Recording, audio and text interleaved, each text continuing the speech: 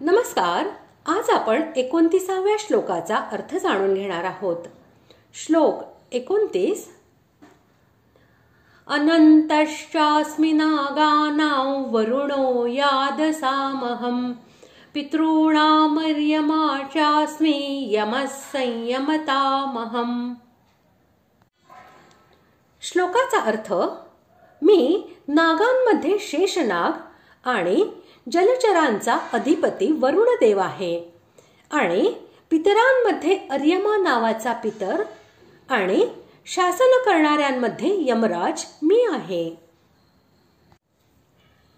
शेषनाग हा सर्व नागांचा राजा आणि 1000 फण्यांनी युक्त आहे.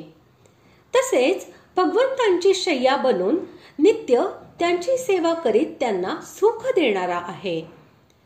तो भगवंतांचा परम अनंत भक्त असून अनेक वेळा भगवंतांच्या बरोबर अवतार घेऊन त्यांच्या लीलेमध्ये सहभागी होणारा असा तो आहे.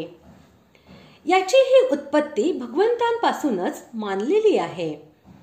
यासाठी भगवंतांनी त्याला आपले स्वरूप असे म्हटले आहे. वरुण हा सर्व जलचरांचा आणि जलदेवतांचा अधिपती, लोकपाल, देव आणि भगवंताचा भक्त असल्यामुळे सर्वात श्रेष्ठ मानला आहे. म्हणून त्याला भगवंतांनी आपले स्वरूप असे म्हटले आहे. कव्यवाह, अनल, सोम, यम, अर्यमा, अग्निश्वात आणि बर्हिषत हे 7 पितृगण आहेत. यांपैकी अर्यमा या नावाचा पितर सर्व पितरांमध्ये मुख्य असल्यामुळे श्रेष्ठ मानला आहे. म्हणून त्याला भगवंताने आपले स्वरूप असे म्हटले आहे.